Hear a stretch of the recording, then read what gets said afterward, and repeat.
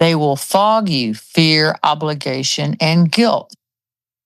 And that is what you see in the media. That's that. Look at it and go, why are they doing this?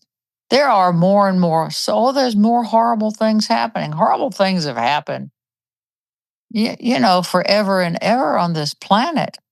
But the way that we're dealing with it, I think the other side, the lords of materiality, are really scrambling and they're wanting to control us.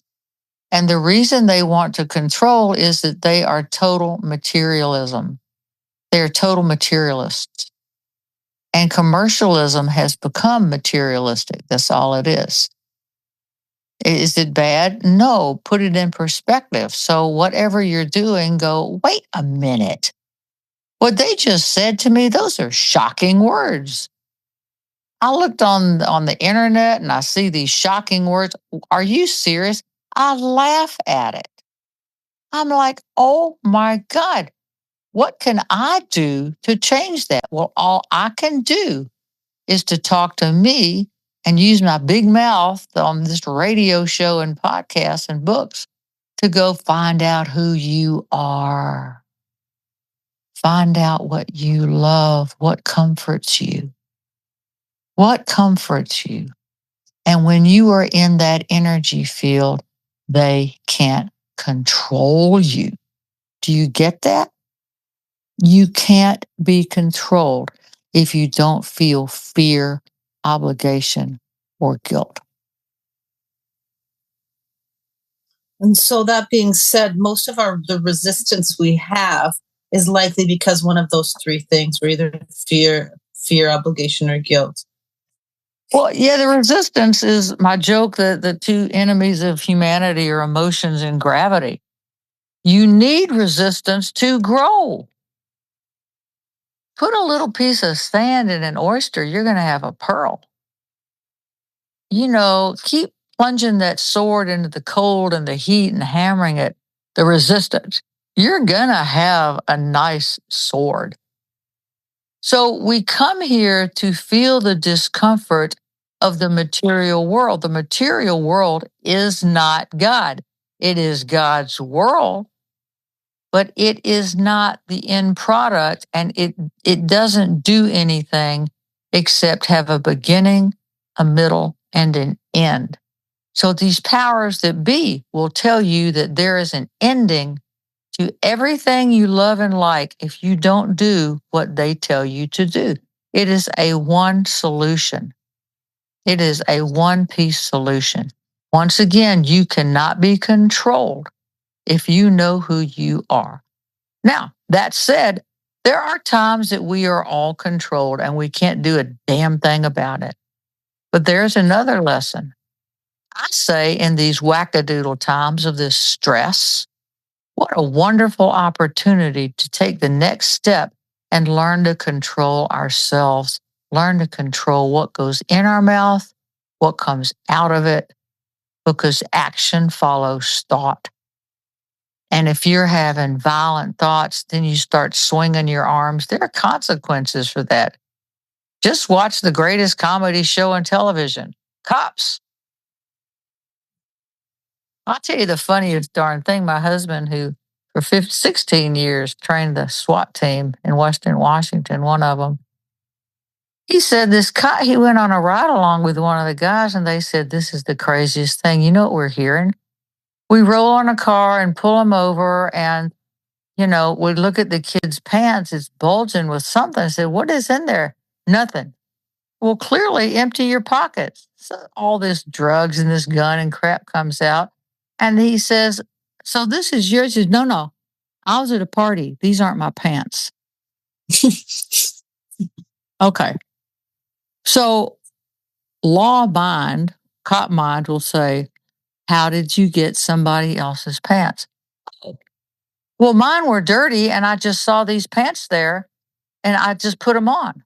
They're not my pants. Now, that's pretty smart as well as pretty stupid. But this is the stuff where you are hit with the cognitive dissonance every day. The mind state every day of That's shocking. Is that true or isn't it? And then you search in your personality, your mind, your body, and your spirit, going, what does this remind me of? What's in my wheelhouse? Well, for the cop that, that Tom was talking to, he said, that's clearly just BS. So we hauled him in and, well, they're not my pants. Well, I don't know where my pants are. That is, I don't know what to say about that. I just don't know. But that's the level of stuff that you're being hit with. Something that is so off the chart by the stuff in media. It's just bizarre. But here's the thing. The more we see it, that cognitive dissonance goes away and it becomes normal. So we are reactive to the new norms now. When did it become so normal that you can't walk down the streets of your city without being shot or attacked? That's normal now. Not in Missoula because everybody's armed, you know. Maybe once a month you see something. But the big cities, it's awful. It's awful. When did that become normal and okay? When did it become normal and okay to have the optics thrown at you and the chatter of the horrible things that are going, the intel of what's coming. And then they show you the forensics, the past. Look, this has happened. Now this is going to happen to you. And we're all self-serving. We're all self-protective. You're supposed to be up to a point. You want to protect yourself, your family. So, of course, you have to look at it with some humor, but for God's sakes, find out more of who you are. Because 99% of the time, you know who you are. You can't be controlled. That's the epitome of great advice, is because once you know who you are able to step through all the rest of the BS. Something I've been asking myself a lot when I notice, either media or videos or stories that get me riled up. I ask, who benefits from me getting upset about this? That's excellent. So what's the sequence of your thoughts? For example, the optics come up, you see it or hear it. What happens next in your mind? Well, when I'm doing a good job and don't immediately get emotional, I consider what you talk about a lot is taking things back a step.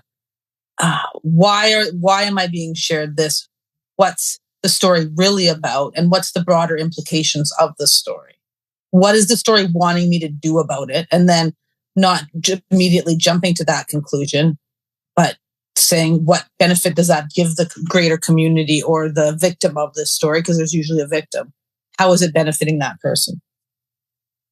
So you step out of your fear by going into your mind, which is you control your emotions by becoming mental. And you're developing that skill even more from what you say. I'm not as mature as you are. I think that's wonderful. Maybe I'll get there. Oh, well, let's not pretend that I do that all the time. There's plenty of times that I get outraged, but I'm catching myself more and more. I think it's because there's so much more bizarre and absurd things happening that it doesn't even feel real. It's so weird. Like you would think there's no way any person of authority would allow this to happen, and it's happening. So instead of being upset all the time, I have to do something else. And my research mind does step in and say, okay, what is the greater picture here? Yes, that's divine work. Now, that said, if you stepped into our household at about 9 o'clock in the morning, and I'll out myself. We leave Fox News on all day.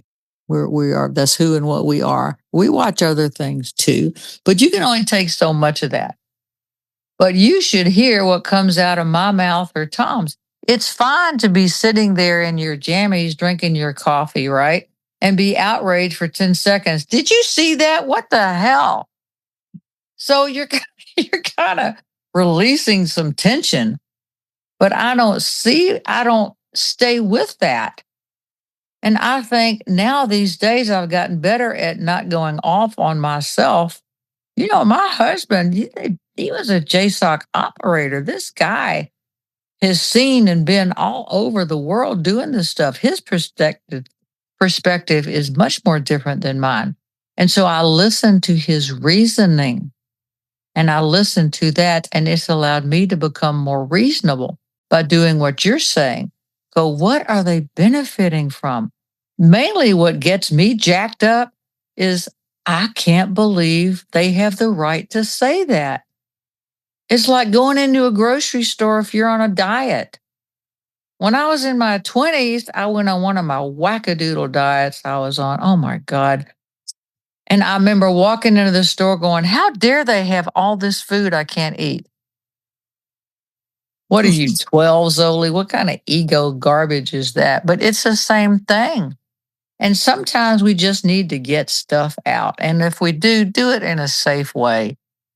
I'm not going to go get my M4 that I sleep with Emma, my M4, right next to the bed. I'm not going to go grab that thing and go outside, just start whacking off rounds because I'm angry. There's a limit to this. So I have learned, get it out, take 5 seconds, then take a deep breath and sit down and shut up. I say that's what my Indian name is for my family on the reservation. They gave me an Indian name, and I say it means sit down and shut up. Probably does. In Lakota, probably does. So we're not going to stop doing that behavior, but how long it lasts and the outcome of that irritation can be controlled. That's very true. It's not that you're not going to ever react. It's what you're going to do with it from there and how you're going to take, what actions are you going to take moving forward? Well, that's it, isn't it? It's like, what action are we going to do? Because action is what causes the consequences. If you're in Walmart and you don't like the price of beef and you start screaming and yelling and taking the beef and throwing it all over the place and you feel total righteous indignation, there's consequences for that. God forbid you should be banned from Walmart forever, but that's the consequence of that. But usually we do that when we have let stuff build up so much. I've been there. We've all been there, just not facing myself and not releasing this stuff. And that's partially what the dreams do. They get rid of this excess, this buildup, because emotions live in your body. If somebody loses, I think about all the folks on Ozempic, it's taking a lot, it's saving people's lives, or the similar peptides. When you lose a lot of weight, and if you've lost 50 pounds of fat, all the toxins in your body condense down to what you have left in your body. You see, they don't necessarily get rinsed out. So you have to do things, diet, exercise, water, sweat, whatever you need to do to get this out of your body, because it will build up in your body.